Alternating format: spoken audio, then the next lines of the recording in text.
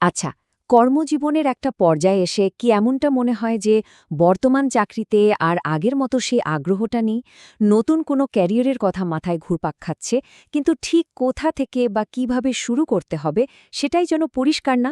দেখুন, এটা কিন্তু খুব স্বাভাবিক একটা অনুভূতি, বিশেষ করে যখন সাফল্য আর রোজকার রুটিনের মধ্যে একটা একঘেয়েমি চলে আসে। ঠিক তখনই পেশাজীবীরা নতুন কোনো পথের খোঁজ শুরু করেন। তো চলুন আজ এই গুরুত্বপূর্ণ যাত্রাটার প্রতিটি ধাপ নিয়ে কথা বলা যাক। আসুন এই উক্তিটা দিয়ে শুরু করি, কারণ এটা পুরো বিষয়টার গভীরতা বুঝতে দারুণভাবে সাহায্য করবে। একবার ভেবে দেখুন, একজন সিনিয়র লিডারের কাছেও তার কেরিয়ার বদলানোর সিদ্ধান্তটা শোক, ডিভোর্স বা স্বাস্থ্য সমস্যার চেয়েও কঠিন মনে হচ্ছে। এর থেকেই বোঝা যায় এই সিদ্ধান্তটা আসলে কতটা মানসিক চাপ আর আমাদের পরিচয়ের সাথে কতটা গভীরভাবে জড়িত। অনেকেই হয়তো ভাবেন এটা স্রেফ বার্নআউট, মানে কাজের অতিরিক্ত চাপে ক্লান্ত হয়ে পড়া। কিন্তু ব্যাপারটা যদি তার চেয়েও গভীর কিছু হয়, চলুন তো এই যে একটা অস্থিরতা, একটা অসন্তুষ্টি কাজ করে, এর পেছনের আসল কারণটা একটু খুঁজে বের করার চেষ্টা করি। গ্লোবাল ক্যারিয়ার ল্যাবস বলছে এটা আসলে বার্নআউট না, এটা এক ধরনের বিবর্তন, পেশাগত জীবনের একটা স্বাভাবিক বিবর্তন। মানে ক্যারিয়ারের একটা সময় আসে যখন শুধু প্রমোশন বা বেতন বৃদ্ধি এগুলো আর যথেষ্ট মনে হয় না। তখন মন চায় কাজের মধ্যে একটা গভীর অর্থ খুঁজে পেতে। সাফল্য থেকেই যে তাৎপর্যের দিকে এগিয়ে যাওয়া, এটাই আসলে এই পরিবর্তনের মূল কারণ। আর এই সংখ্যাটা খেয়াল করুন, ৩৯। বিভিন্ন রিসার্চে দেখা গেছে কেরিয়ার বদলানোর গড় বয়সটাই হল ৩৯ বছর। তার মানে কি দাঁড়ালো? এই যে একটা পরিবর্তনের ইচ্ছা, এই অনুভূতিটা মোটেও অস্বাভাবিক কিছু না, বরং এটা খুবই সাধারণ আর স্বাভাবিক একটা পর্যায়, যা বেশিরভাগ পেশাজীবীর জীবনেই এক বা একাধিকবার আসে। কিন্তু সমস্যাটা হয় কখন? যখন কোনো সঠিক পরিকল্পনা ছাড়াই এই পথে এগোনোর চেষ্টা করা হয়। অনেকেই তো ভয় বা সঠিক তথ্যের অভাবে বছরের পর বছর একই চাকরিতে আটকে থাকেন। আবার অন্যদিকে হুট করে পরিকল্পনা ছাড়া ঝাঁপিয়ে পড়লে কিন্তু ভুল সিদ্ধান্ত, সময় নষ্ট আর আর্থিক ঝুঁকির মতো বিরাট একটা মূল্য দিতে হতে পারে। এই পরিসংখ্যানটা দেখুন, এটা কিন্তু বেশ চমকে দেওয়ার মতো।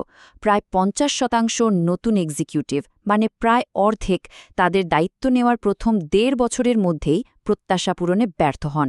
ভাবা যায়? এটা একদম পরিষ্কার করে দেয় যে যথেষ্ট প্রস্তুতি আর পরিকল্পনা ছাড়া ক্যারিয়ারে বড় কোনো পরিবর্তন আনাটা কতটা ঝুঁকিপূর্ণ হতে পারে।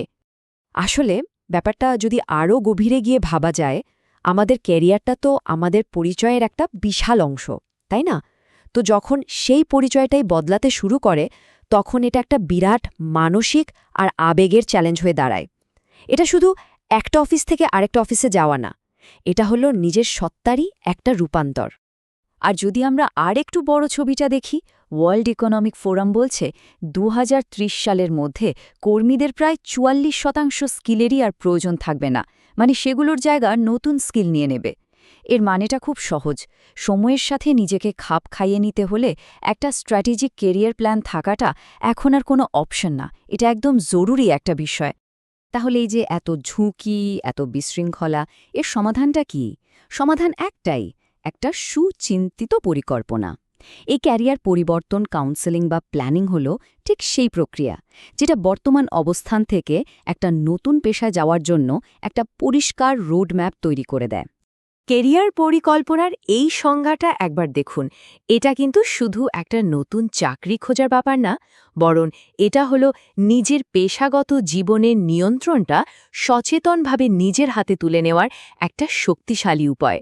এর মাধ্যমে শুধু পরের চাকরিটা নিশ্চিত হয় না, বরং একটা পরিপূর্ণ ভবিষ্যতের দিকে এগিয়ে যাওয়ার পথ তৈরি হয়। এই স্লাইডটা দেখুন, চাকরি আর ক্যারিয়ারের মধ্যেকার মূল পার্থক্যটা খুব সহজ করে বুঝিয়ে দেওয়া হয়েছে। একটা চাকরি হলো যাত্রাপথের একটা স্টেশনের মতো, আর ক্যারিয়ার হলো পুরো জার্নিটা। সঠিক প্ল্যানিং নিশ্চিত করে যে প্রত্যেকটা স্টেশন আসল লক্ষ্যের দিকেই এগিয়ে নিয়ে যাচ্ছে। আচ্ছা, একটা সফল প্ল্যানিংয়ের সবচেয়ে প্রথম আর সবচেয়ে জরুরি ধাপ কোনটা জানেন? সেটা হলো নিজেকে চেনা। বাইরের সুযোগ খোঁজার আগে নিজের ভেতরটা একবার ভালোভাবে দেখে নেওয়াটা খুব দরকার, কারণ সঠিক পথের শুরুটা কিন্তু বাইরে না, ভেতরেই কোথাও লুকিয়ে থাকে। যেমন ধরুন এই প্রশ্নগুলো: কোন কাজটা করতে ভালো লাগে, কোনটা শক্তি যোগায় আর কোনটা কেড়ে নেয়। নিজের স্বাভাবিক প্রতিভা বা দক্ষতাগুলো কি কি? একা কাজ করতে ভালো লাগে নাকি টিমের সাথে? কোন জিনিসগুলো একেবারে ছেড়ে দেওয়ার সম্ভব না? আর সবশেষে ক্যারিয়ারের সাফল্যের মানেটা ঠিক কী? এই প্রশ্নগুলোই কিন্তু ব্যক্তিগত রোডম্যাপের ভিত্তি। এগুলোর সৎ উত্তর খুঁজে বের করতে পারলেই নিজের স্কিল, আগ্রহ আর সুযোগগুলো পরিষ্কার হয়ে যাবে, আর এই স্বচ্ছতাই আত্মবিশ্বাস বাড়াতে সাহায্য করবে। তো নিজেকে চেনা বা আত্মবিশ্লেষণের পর এবার সময় হলো কিছু বাস্তবসম্মত পদক্ষেপ নেওয়ার। চলুন এবার দেখি কিভাবে ধাপে ধাপে একটা নতুন ক্যারিয়ারের দিকে যাওয়ার জন্য একটা শক্তপোক্ত অ্যাকশন প্ল্যান তৈরি করা যায়। এই অ্যাকশন প্ল্যানের মূলত 4টে ধাপ। প্রথমত, সম্ভাব্য পদগুলো নিয়ে রিসার্চ করা। এর জন্য তথ্যমূলক ইন্টারভিউ নেওয়া যেতে পারে, ইন্ডাস্ট্রি ট্রেন্ডগুলো বোঝা যেতে পারে। দ্বিতীয়ত, নিজের স্কিল গ্যাপগুলো খুঁজে বের করা আর সেগুলো পূরণ করার চেষ্টা করা। তৃতীয়ত, যে ফিল্ডে যেতে চান সেখানকার মানুষদের সাথে কৌশলগতভাবে নেটওয়ার্কিং করা।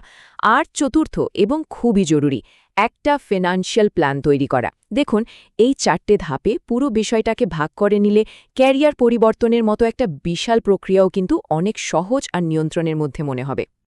আর এই পুরো জার্নিতে সবচেয়ে বড় শক্তি বা গোপন অস্ত্রটা কি জানেন? সেটা হলো ট্রান্সফারেবল স্কিলস, মানে এমন কিছু দক্ষতা যা এক পেশা থেকে অন্য পেশায় নিয়ে যাওয়া যায়। যেমন ধরুন communication, problem solving, project management. এই দক্ষতাগুলো তো বছরের পর বছর ধরে অর্জিত হয়েছে, তাই না? এগুলোই কিন্তু অতীত আর ভবিষ্যতের মধ্যে একটা সেতু তৈরি করে। আর সবচেয়ে বড় কথা, এটা মনে করিয়ে দেয় যে শুরুটা একদম শূন্য থেকে হচ্ছে না। তাহলে একটা সুপরিকল্পিত কেরিয়ার পরিবর্তনের ফলটা ঠিক কেমন হতে পারে? চলুন আলোচনার এই শেষ পর্যায়ে এসে সেই ইতিবাচক ছবিটা একবার দেখি, যেখানে সঠিক দিক নির্দেশনা একজন পেশাদারকে ঠিক তার পছন্দের কেরিয়ারে পৌঁছে দেয়।